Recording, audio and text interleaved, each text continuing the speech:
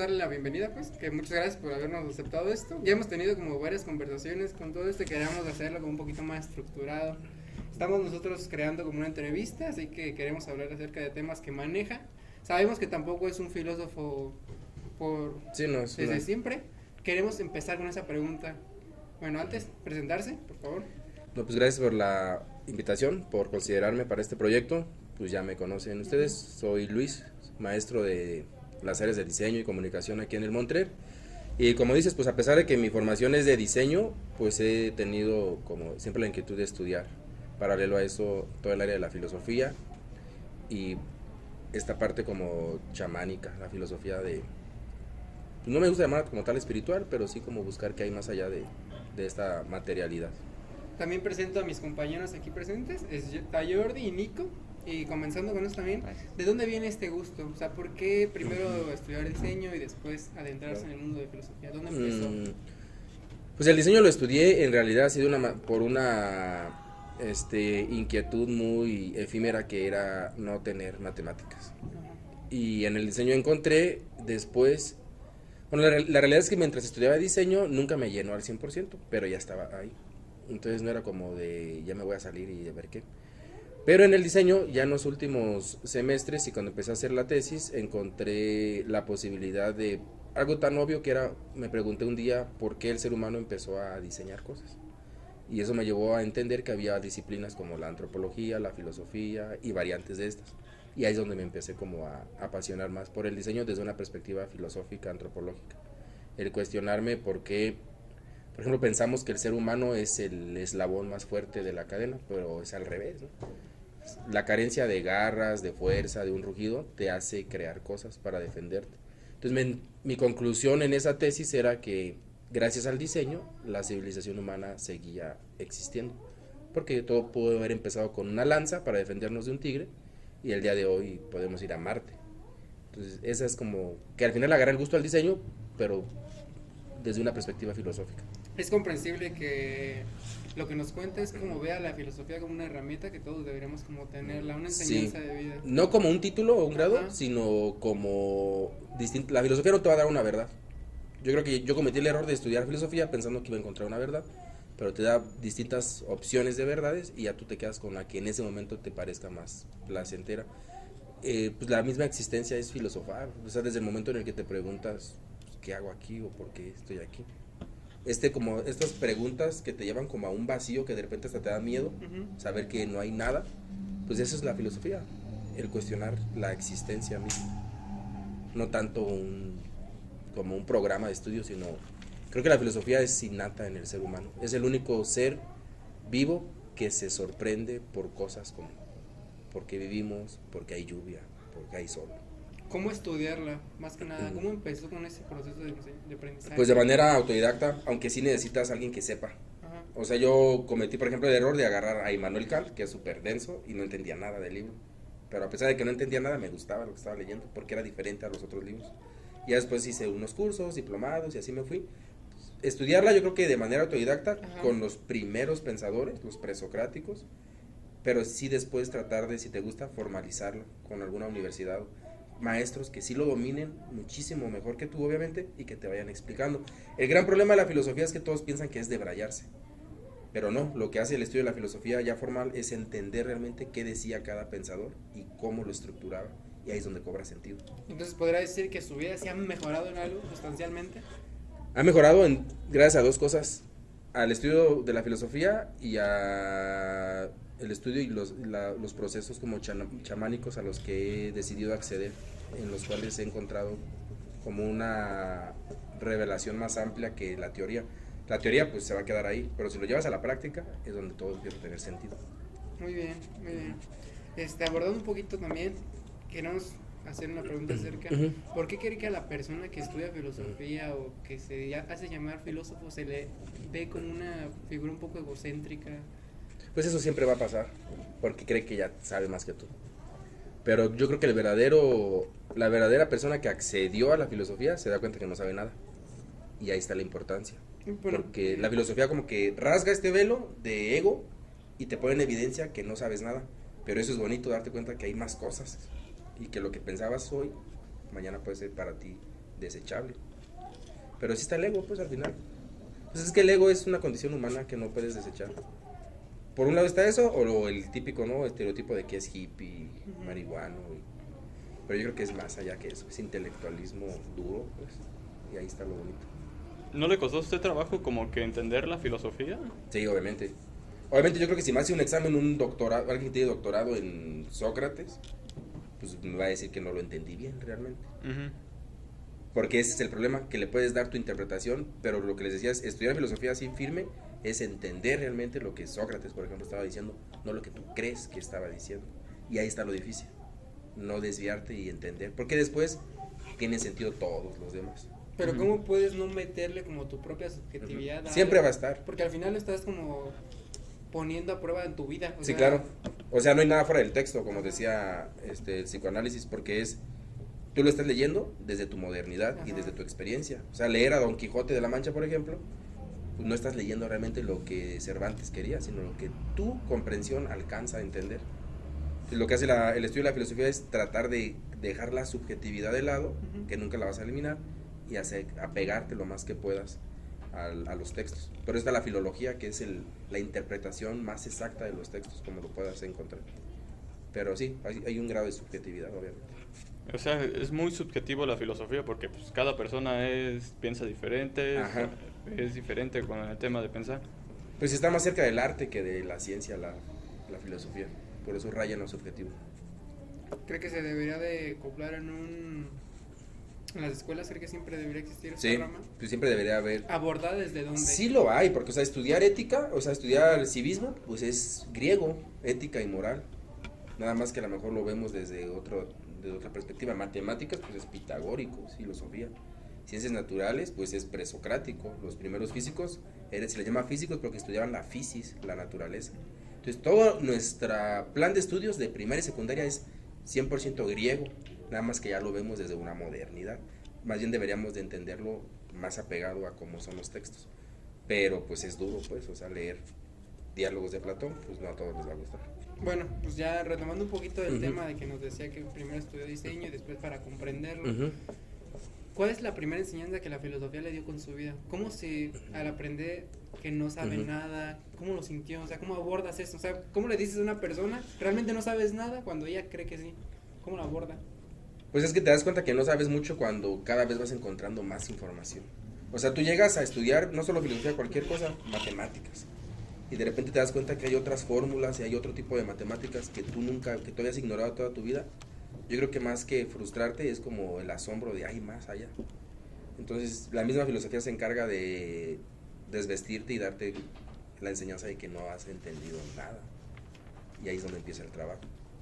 Por eso Sócrates decía que una vida que no es examinada no vale la pena vivirla. O sea, es dudar todo el tiempo de tus propios conocimientos.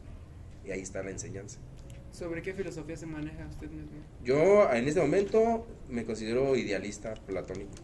¿Por qué? Me inclino más al idealismo que al materialismo, que son como las dos grandes.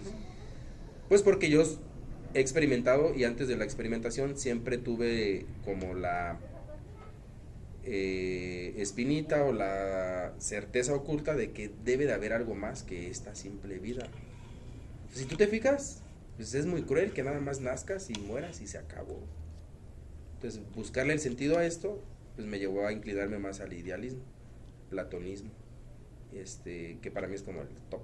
O sea, hay una frase que dice que Platón ya lo dijo todo y todos los demás filósofos son notas al pie de los diálogos de Platón, porque él es el primer pensador que divide la realidad en dos, la material y la espiritual o la perfecta ideal.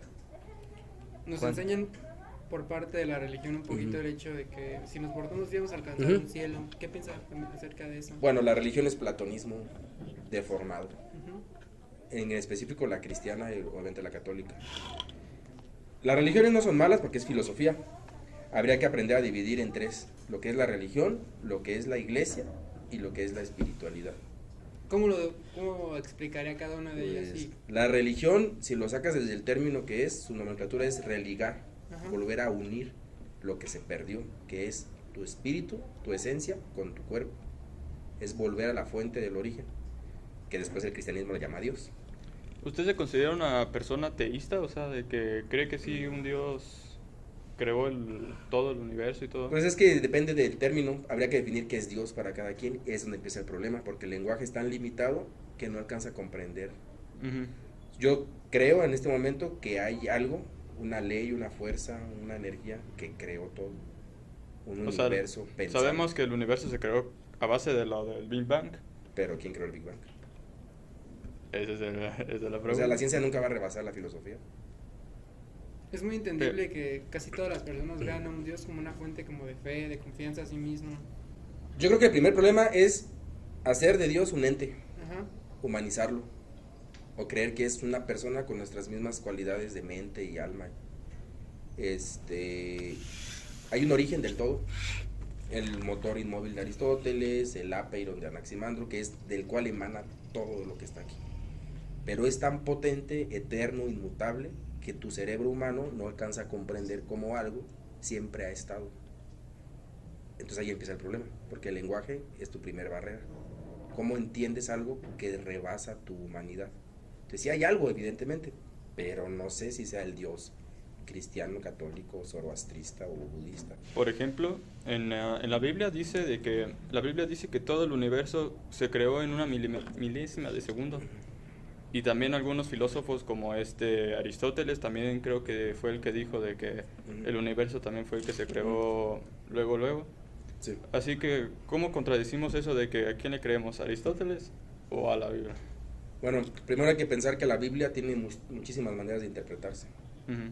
O sea, el gnóstico te va a decir que Adán es el ADN, Sí. que Eva en sánscrito es tierra y que significa, como es Génesis, la genética, cómo alguien creó el gen humano. Eso es totalmente distinto a pensar que realmente existió un hombre llamado Adán, un hombre llamado Eva. Entonces depende de la interpretación que tú le des a la Biblia. Ujú. Y ahí es donde empieza lo complejo. Entonces un filósofo va a interpretar la Biblia dependiendo de sus conocimientos, un teólogo pues, lo va a interpretar más literal, un gnóstico lo va a interpretar, o un esotérico de otra forma. Entonces la Biblia tiene esa virtud que la puedes interpretar de distintas formas para llegar a tu propia verdad. Por eso Nietzsche decía que cada quien llega a la verdad que puede soportar. Entonces si tú le dices a alguien muy creyente que has llegado a la conclusión de que Dios no existe, pues no va a soportar esa verdad, pero pues es tu verdad. Sí, por ejemplo, Darwin dijo de que la existencia de que Dios no fue la existencia del ser humano, que el ser humano se fue desarrollando y que primero que se creó a través de una molécula, Sí. después así se fue desarrollando y se va evolucionando. ¿Usted cree que como que Darwin tenía razón acerca de eso? Pues es que como toda teoría puede ser refutada. Si tú estudias bien el origen de las especies, sí hay huecos, como en cualquier teoría. Ahí lo que pasó es que, bueno, se supone que a Darwin le dieron muchísimo más publicidad que a otros filósofos y a otras propuestas, y por eso es el que te enseñan en primaria. Pero volvemos a lo mismo, dudar de todo. Sí. Entonces sí tuvo que haber algo, pero a ver, te lo pongo así. Vamos a suponer que sí venimos del simio, y que atrás del simio venimos de una molécula más pequeña. La pregunta sigue siendo, ¿quién creó la molécula? Esa nunca la vas a encontrar. Entonces, pues sí, pues es una corriente más materialista y biológica, que venimos de algo material, de otro cuerpo, de otra molécula. Pero aún así, la pregunta sería, toda esa materialidad, ¿de dónde surgió? Y ahora tocando como que temas así de entre el humano y Dios, ¿usted cree que las personas que son más creyentes son las más felices? Híjole. Pues sí, no, o sea, no sé si más a los demás, pero están en su felicidad. Yo pienso que la religión te da un cierto como Te estándar, da confort. porque dices, bueno, viví una vida y voy a vivir otra. Bueno, retomando un poquito el tema que decía que la filosofía también es la religión. ¿Por qué cree que la religión se encargó como de esclavizar a la gente? De decir, Sí. tienes que pertenecer, ¿no? De acuerdo. Porque la religión es dogmática, la filosofía te enseña a cuestionar y la religión te enseña a obedecer. Bueno, partiendo de la idea del cristianismo, del catolicismo, Dios es bueno, pero Dios también permite lo malo que existe entonces. Es que lo bueno y lo malo es una categoría humana, solo hay. Bueno, pero partiendo de la religión de la que le hablo, si tú haces cosas malas, no tienes permitido llegar pues, al cielo, que se le llama. ¿Qué piensa de eso? O sea, Que es cruel. Es cruel porque, a ver, si yo soy malo o cometo errores, Dios ni siquiera debería de ofenderse porque yo estoy actuando de acuerdo a como Él me creó. Ujú. Entonces, incluso si dudo de Él debería de estar satisfecho porque Él me hizo dudar de Él. Entonces, pues Dios se queda, en esa lógica se queda fuera de mi juego, porque no viene, se sienta a mi lado y me platica qué debo hacer. De hecho, o sea, también está el aspecto en la misma religión, Ujú. por ejemplo, yéndonos al entorno del cristianismo, Ujú. pues entra también el lado de lo del arrepentimiento. El Ujú. hecho de que actúes mal Ujú. y simple y sencillamente puedas sentir un arrepentimiento de corazón, eso hace como pasarla de que Dios ya, o sea, perdonó totalmente Ujú. todo quizá Sí, la maldad que hiciste. la maldad, sí, toda la vida que llevaste, pues quizá Ujú. maligna. Por lo menos a mí se me hace como un aspecto muy absurdo porque no puedes realmente como disculparte tan de la nada cuando justamente ya sabes que estás como en lo bajo. Es contradictorio porque la religión, al menos la del occidente, la católica y la cristiana, te dicen que Dios está en otro plano y tú estás aquí. Lo cual quería decir que Dios no te escucha. Entonces, como nada más rezándole te va a perdonar. Entonces ahí o sí está aquí o no está aquí. ¿Sí me explico? O sea, se me hace muy Ujú. maquiavélico enseñarle a un niño que Dios lo va a castigar. En la religión, yéndonos por el lado filosófico y todas las reglas que te impone, todos los idealismos que te empieza Sí. a propagar, ¿usted como qué opina en el entorno filosófico Ujú. de justo desde chicos empezarte a crear las ideas de esto? Es como el patriotismo, es adoctrinamiento. El problema es que el niño es como una tabula rasa, es blanco, es un lienzo en blanco que va a venir a cargarse de información que tú como su padre, como su sociedad le vas a dar. Entonces, si tú lo piensas así, todo lo que el ser humano cree, en este caso religioso, pues son ficciones que le enseñaron que era lo bueno, pero él nunca las cuestionó. Entonces nos llenamos de ficciones o de apariencias, pero solamente son eso. Porque, a ver, un niño que nace en la India, pues va a tener su religión, y un niño que nace en México va a tener su religión seguramente católico. Entonces, antes de eso, antes de una sociedad, antes de un país, pues no es nada, solo eres. Entonces las religiones tratan de dar como reglas a seguir, pero de una manera dogmática. Y ese es el problema, que el dogmatismo te cega, no te enseña a dudar de lo que te estás pues, escuchando o observando. Yo no digo que la religión sea mala como filosofía. Si tú lees la Biblia y le das tu interpretación, pues te acerca al bien. El problema es la iglesia, por eso les decía, hay que dividir religión, que es la parte filosófica, iglesia, que es la empresa que se encarga de difundir el conocimiento, y espiritualidad, que es uno y que esa la tenemos todos, sin necesidad de una religión. Porque siempre ha existido, o sea, si tú lees la religión católica, la religión zoroastrista, la religión budista, es igualita a la egipcia, y la egipcia es igualita a los mitos griegos. O sea, la religión católica en este caso, que es la más cercana a nosotros, pues no es más que un refrito en realidad de lo que ya existía. Son maneras distintas de contar o de intentar contar qué es la vida y cómo debes de vivirlo. El problema es cuando alguien se encarga de liderar eso. Ahí empieza el problema. Es interesante la forma en cómo nos venden las ideas. Está esta historia, un mito de Buda, Ujú. que según pasó, si no mal recuerdo, 49 días sentados hasta encontrar su propia filosofía. Son los 40 días de Jesús en el desierto. Encontrar, bueno, pensando desde la forma fisiológica, 40 días sentados pues muchísimo tiempo, es algo que Ujú. puede verse imposible. Sí. Por eso le hablo de esta dificultad. Pues muchas son que nos parábolas, enseñas. Ajá. y son en código. O metáforas. Sí, metáforas en código. Y unas que sí se pueden como llevar a la práctica, pero ahí está el problema de cómo lo interpretas, ¿no? O sea, cómo interpretas la idea de que Caín mató a Abel. ¿Qué quiere decir, no? Está la interpretación biológica de que Caín es el hemisferio derecho, Abel es el izquierdo, entonces cuando tu intelectualidad mata al otro hemisferio, ¿qué es lo que va a pasar? O está la idea de que Caín es la parte, tus pasiones, tus vicios, y matan a tu parte más sublime o bondadosa, y por eso te vuelves una mala persona. Entonces es que depende de la interpretación. Te venden la idea de una manera metafórica porque es una manera pedagógica de entender todo lo que está pasando ahí. Entonces, si alguien va a leer la Biblia, pues tiene la obligación, por así decirlo, de no quedarse con una sola interpretación. sobre todo el Antiguo Testamento, ya el Nuevo Testamento es el de la colonización. ¿Cómo plantea el hecho de que, bueno, antes Ujú. pues era muy difícil de que la información la tuvieras al alcance? Ujú. Por eso había como más creyentes. Sin embargo, Sí. el día de hoy sigue habiendo muchísimos creyentes. ¿Cómo explica que con toda la información a la mano, Ujú. la gente siga creyendo en lo Porque- que te venden? Cuando hay una verdad distinta, te lastima. O sea, la verdad es como la luz. Ujú. Si la ves de golpe te va a cegar y te va a incomodar y te vas a querer regresar a tu cueva. Entonces muchas personas siguen creyendo, como decían ahorita, porque las hace más sentir más felices. O sea, la conformidad te hace sentir más tranquilo y protegido. Y el conocimiento, ese acceso al conocimiento nuevo, va, sobre todo lo filosófico, lo que hace es derrumba todo lo que tú pensabas. Entonces, al derrumbar todos tus conocimientos, al hacerte dudar incluso de tu existencia, de tu religión, ahí es donde ya dices, no, esto me está causando conflicto, tu ego te protege y te alejas del conocimiento.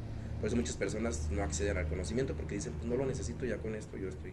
Es como, por tranquilo. ejemplo, las personas católicas se van a quedar con eso de que solo Dios me creó y todo eso. De que se están debatiendo entre ir al infierno o ir al cielo. Y por ejemplo, los egipcios, Ujú. o sea, ellos tienen otra forma de pensar, Sí, pero es casi parecida igual a la del catolicismo. sí, es similar.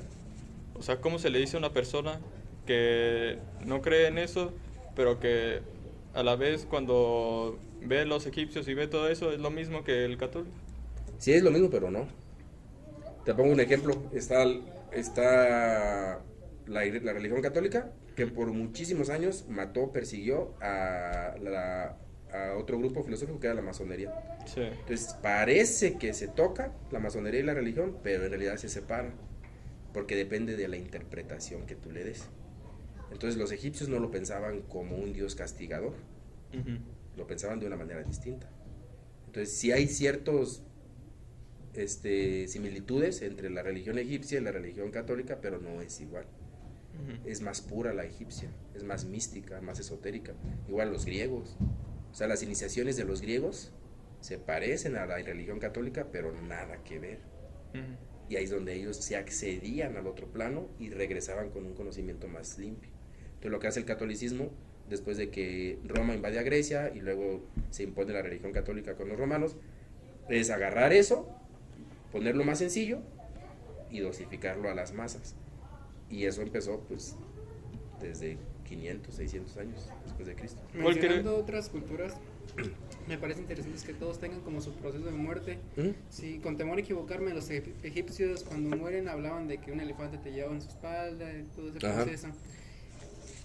Regresando un poco al tema de la vida de nosotros, ¿no cree que si al humano se le enseña, o sea, logra comprender que esta es su única vida, puede tener una vida más placentera Claro. al saber que solamente es una? Bueno, Nietzsche decía que hay que vivir pues una vida porque la repetición Un y eterno todo eso. retorno.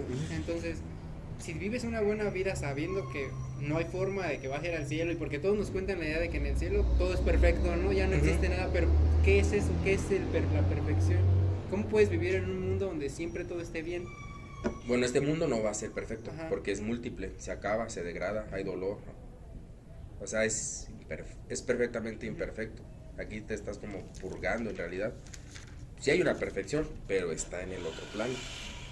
Es decir, cuando la Biblia te dice que vas a ir al paraíso, el paraíso no es un lugar, es un nivel de conciencia al cual puedes acceder, pero no lo vas a acceder pues, leyendo la Biblia, sino practicando la elevación de tu conciencia.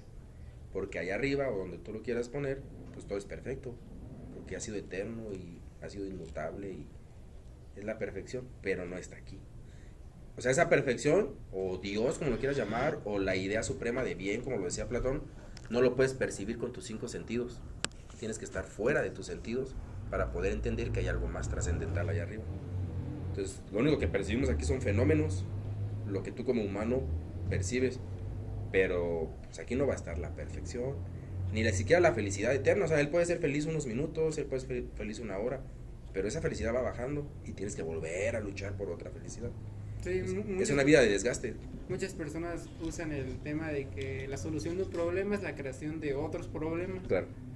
Bueno, ya hablando acerca de lo que mencionó hace poco, habló del tema de la masonería. ¿Nos Ujú. puede platicar qué es eso? ¿Cómo, Pues es cómo una La masonería es la heredera, es la institución discreta, es discreta que guarda un secreto, no es secreta, es como discreta que guarda un secreto, y es una de las instituciones, si no es que es la institución heredera de los grandes misterios de la humanidad.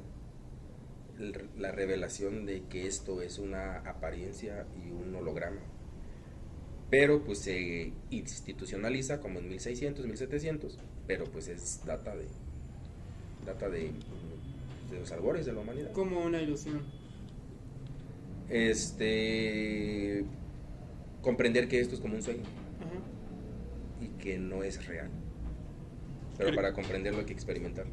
¿Crees que las personas puedan llegar a ese pensamiento de que no todo, de que somos como que, o sea, sí somos de cuerpo y todo eso, pero como que llegar a esa forma astral de que... Sí, biológicamente en tu cerebro hay una glándula que se llama glándula pineal, que es la encargada de regular tus sueños. Ujú. Y que es la que se libera con todo su químico, que es el DMT.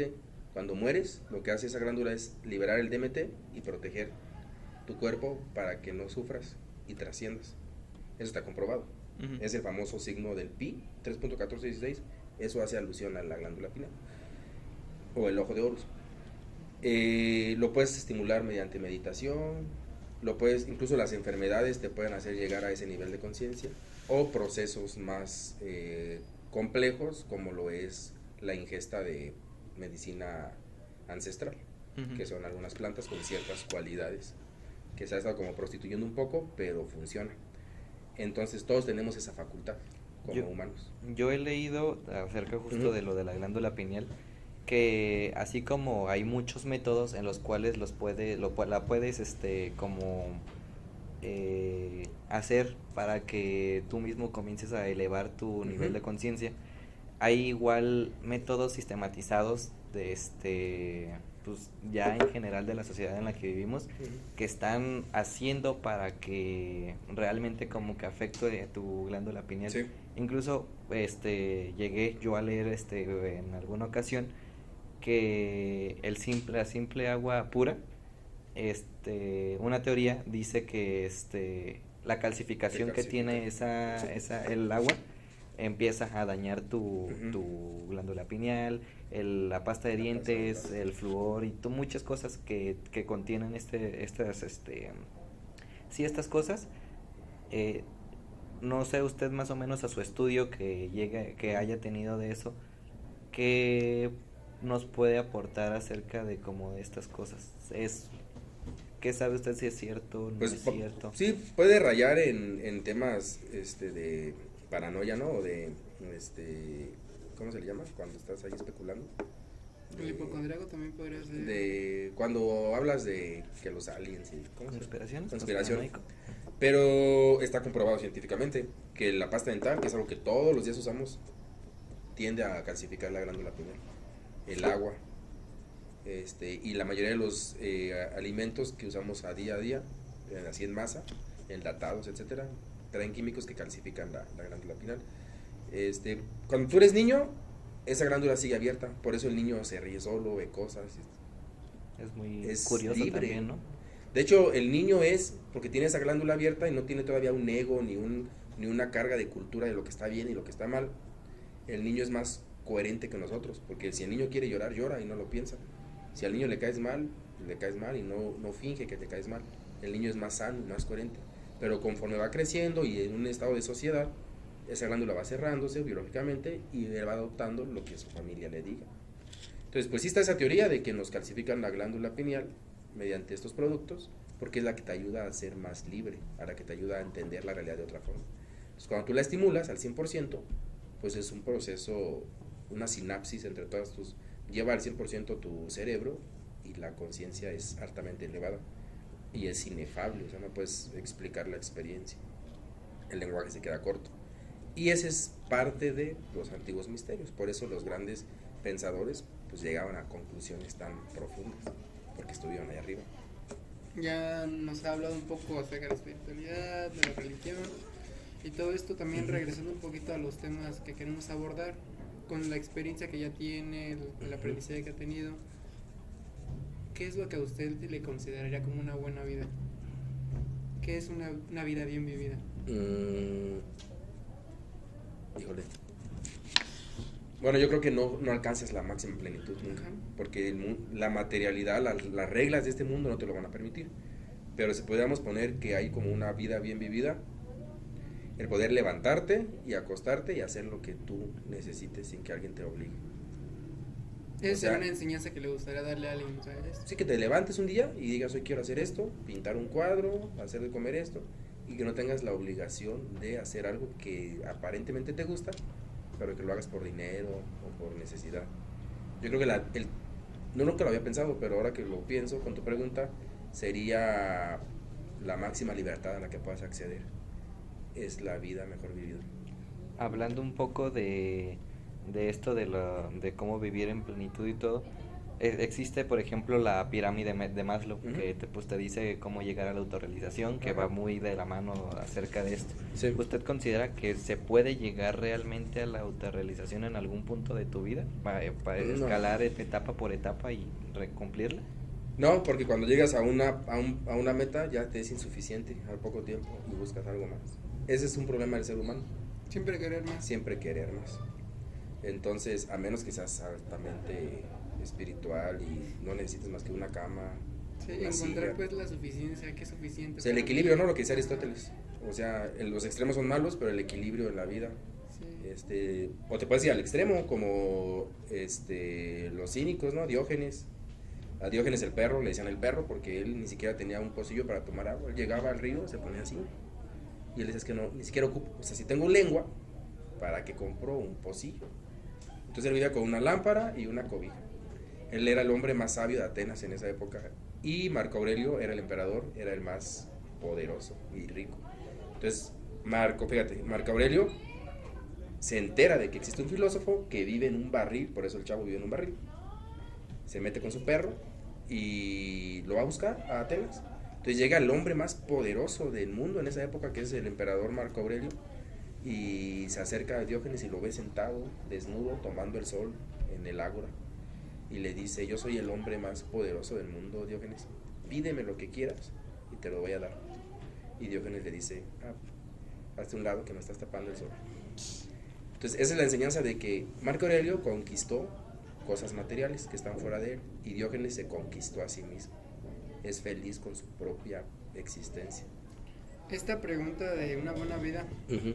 casi siempre tiene la misma respuesta, ¿no? Quiero Ujú. ser rico, quiero tener la esposa más atractiva, Ujú. mis hijos vivan bien. Es una respuesta muy banal, o sea, es lo mismo de siempre.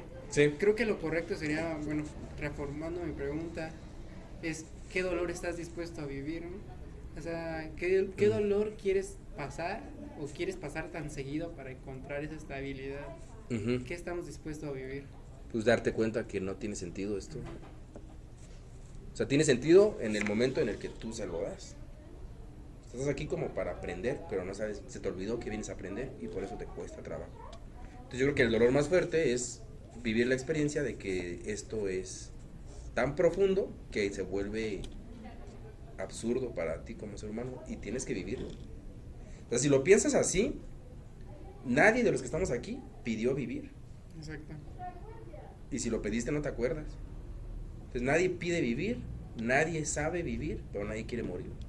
Y esa es la gran condena del ser humano, que está atrapado en esta realidad. Cuando aceptas eso, pues tienes el derecho de vivirlo como quieras, porque es tu vida. Comentando acerca también de lo de ahorita, de la, Ujú.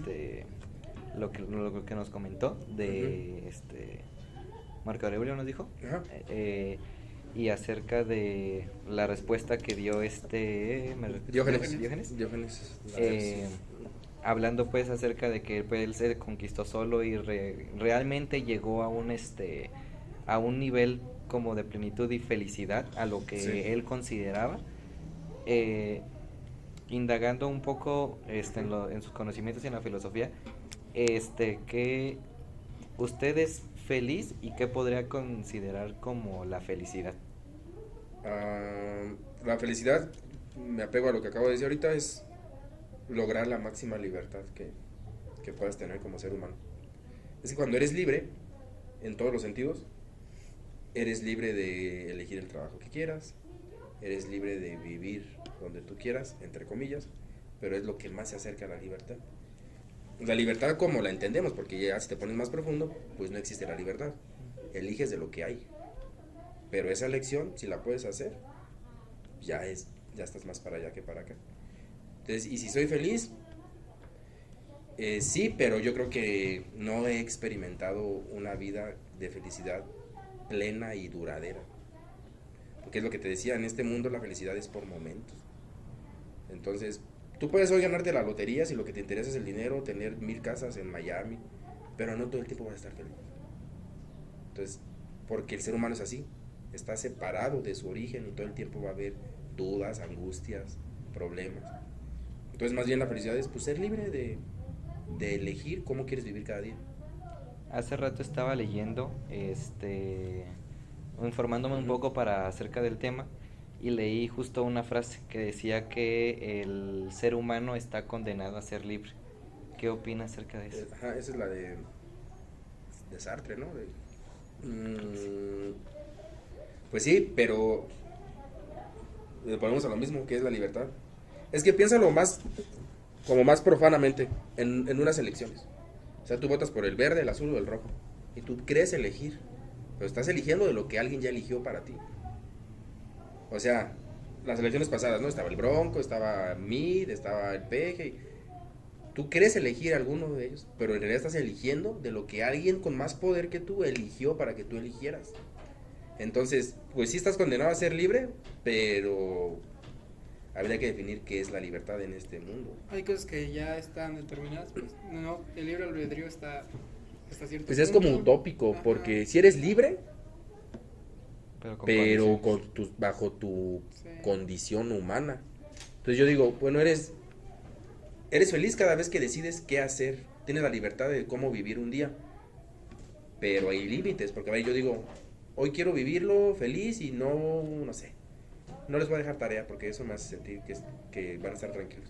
Pero estoy eligiendo del trabajo que ya elegí anteriormente. Entonces, por eso decían que la elegir siempre es renunciar a otra opción. Cada que eliges y que te crees libre, en realidad estás renunciando a otras opciones.